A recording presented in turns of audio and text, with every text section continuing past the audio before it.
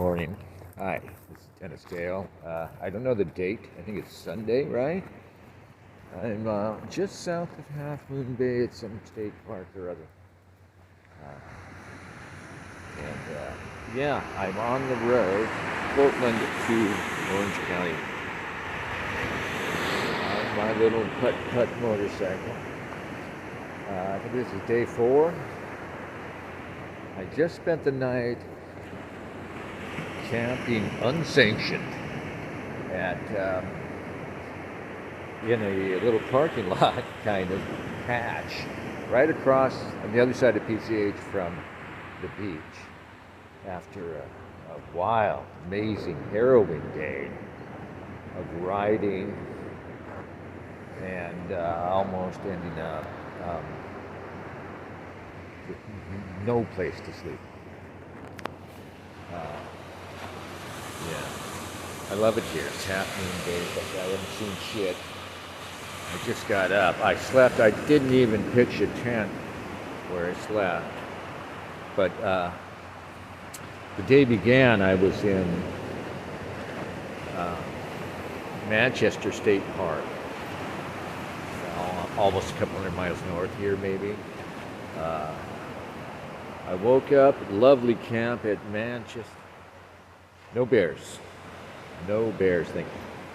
I had cougar warnings here just a moment ago. I saw a warning about a aggressive coyote here in Monterey. Not Monterey, I'm sorry, in Half Moon Bay. But yeah, nothing about bears yet. But we're going to Big Sur. I mean, and all this crazy shit, to me, has been leading up in my mind to the scariest part, which is Big Sur. I'm going to ride through, maybe camp a night in Big Sur. I want to camp in the rough, off the road somewhere. And I got to write all this down. This trip has been wild. And I just thinking about yesterday, how insane it was. That person, especially at my age, would do something like this. I mean, I don't even know what I was thinking, but I'm glad I did it. Anyway, day begins. I get up in Manchester State Park, a couple hundred miles north. I had a GoPro Hero somebody gave me because I've spent so much money on the trip that I just stopped spending money, And a friend gave me an old GoPro. And I've got it, and I broke it, trying to charge it on the motorcycle charger. So the day begins. I'm going to go, but I'm not thinking about the GoPro just yet. A friend has said, oh, you can get this cheap version, like $50 cheap GoPro at the Walmart in fucking Sacramento. And nobody ever wants to go to Sacramento, and I certainly don't. But I was thinking about it. But first I'm looking on the map, and I haven't rented a room yet. And now it's become an obsession. Usually the idea was to camp, get a motel, camp, maybe camp twice in a row, then get a motel for the shower and bed. I haven't. In 4 nights I've slept rough, 2 nights really rough, and now it's become an obsession. To see if I can go all the way through without paying for a motel room, because I spent a bunch of money on other shit. GoPros are expensive, and I just dropped $300. Anyway, getting ahead of myself. So I look at the map. I've got a membership at 24 Hour Fitness. I almost canceled it because I don't use it just a couple of weeks ago, but I've got that. And I thought, okay, I can find a gym. If I'm going to Sacramento, maybe find a gym, and then at least I'll shower, get a steam and a jacuzzi. It was awesome. It was. So I found one in Santa Rosa. You're on the coast. You're in Manchester State Park, and Santa Rosa is pretty much due east over the coastal mountain range. It's really mild on the map, and I've had so many twisties. I don't want to. I don't really want anymore. But anyway, there it is on the map. Okay, you go straight across to the you're in Santa Rosa. There's a 24-hour fitness there, shower and everything else. It's like a 50-mile ride. Turns out it's about almost all of those 50 miles are twisting through these amazing. The first half was so wonderful, and I had the road to myself. And I was twisting through these like golden, up here in Northern California when you get to the yellow and brown fields, golden hills, rolling hills, right? With the little, I don't know what they are, maples that dot, the dark green maples dotting these beautiful golden hills. That kind of shit. And just twisting. You come to signs, next 22 miles, it has the little twisty signs. I think I just saw, check this out. We're checking out a seal getting harassed. No, that's a guy. Is that a guy? Hang on. I think it's a surfer. See if you can see this, guys. I think it's a seal. He has some sort of conflagration involving the crows of the sea. There he is, see him? What's he doing? Why would he be beefing with his fucking seagulls? Is that a guy? What is that? Why is he fucking around? You guys see this? I don't know if it's registering. It's a seal. And he keeps slapping the surface from underneath, and the seagulls are having a day with it. This is awesome.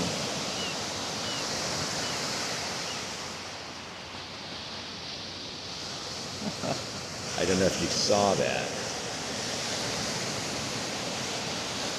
That was wild. I hope you guys could see that. I don't know what that was. There he is. What's he doing? He's doing something under the water. Look at this. Maybe he got himself a seagull. And then now they're retaliating. This is nuts. Why is he doing it? He slaps the water and then the seagulls all come in. Isn't that crazy? I bet you guys can't see this on the shitty camera.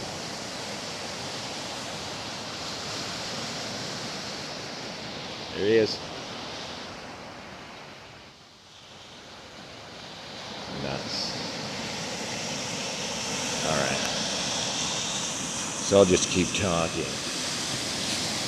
Yeah, wow. Now the sea lion has gone underneath.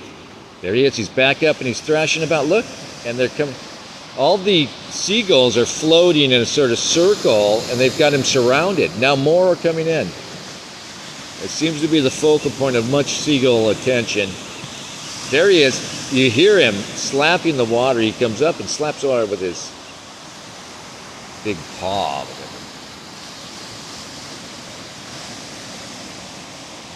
It almost looks like the sea lion is stuck in something under there and is trying to free himself.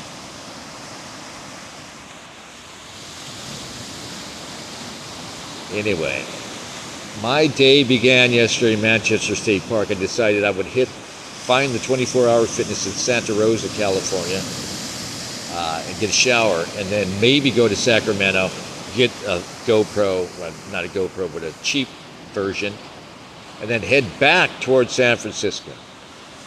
But anyway, I get to Santa Rosa. I say, well, let me check the Best Buy here. And they've got GoPro, not the latest, the 9, GoPro Hero 9 for a couple $100, an open box buy. Get that and the case. I ended up spending about $300. I said, fuck it. Like I said, no motels. All right, this is my motel money. Going to be spent on the GoPro case. They're still going after that sea lion. I don't know what's happening. So anyway, it's like 50 miles of the most demanding road. Really fun and twisty at this.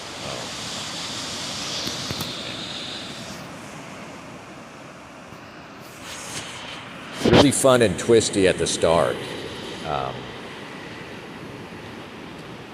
And then the second half of it, and the second half I mean 25 miles or more, really demanding, and for me, a relative novice still.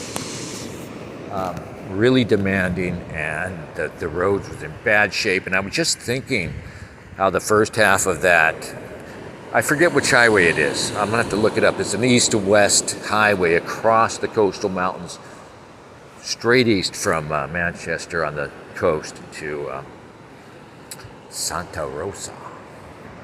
And the first half would be, if you were on a nice street bike and you like doing this and know how to do this, it would just be the most amazing ride. But the second half, it's the same situation. Really great twisty roads, wonderful country, but the roads are in awful shape because it's mountains. And there's all of these patches and things you could hit and just wash out easy. I was doing it as fast as I could on my big pig of a dual sport bike. And I was just so glad that I had the place all to myself. Twice I pulled over to let people pass, because lugging that big bike around, I'm not going to push it and eat it. Just out of pride, basically. So I'll let people pass, cars, especially people who know these roads and they just are used to racing down them. When you're going through twisties, it helps to know the road. Anyway, I blasted through there. In fact, I found an angel out there. There was a Beamer, a guy on a Beamer. I think the dual sport Beamer, really nice bike, BMW. So I'm like I said, I pull out for people, and I'm cruising along, and this guy comes up on me, and he's got the Beamer, and he's got the gear he's wearing. I can tell he's a serious rider, and he probably knows this road, right? So I pull over for him right away. Plus, I want to get in behind him and see if I can keep up, and that I always like to do that. Like I said, still being a novice. Hey, jaywalker, no bears.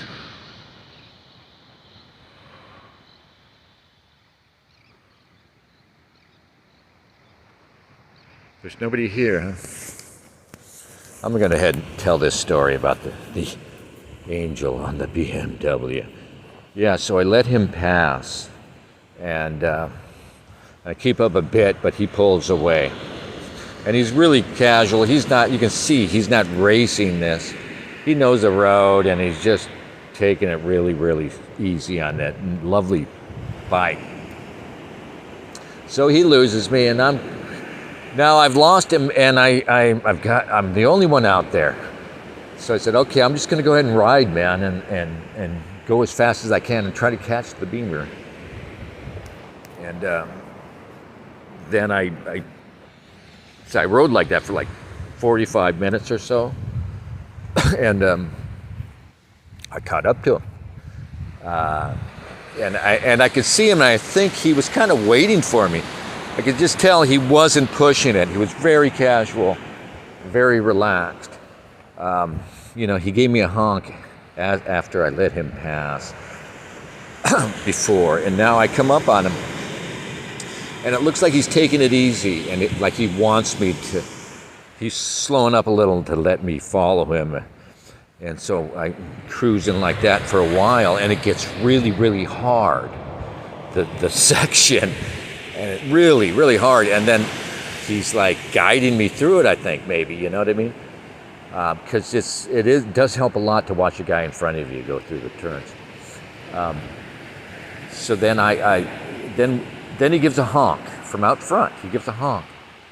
Okay, what's up? And we come up on this fucking dead man's curve, right? It's like a complete U-turn you do off camber it's rated 10 miles per hour. And this thing was heavy duty, and the guy had waited just to give me a little toot on the horn that, hey, look out for this one. And it's a good thing he did. It's a good thing he did. All right, thanks.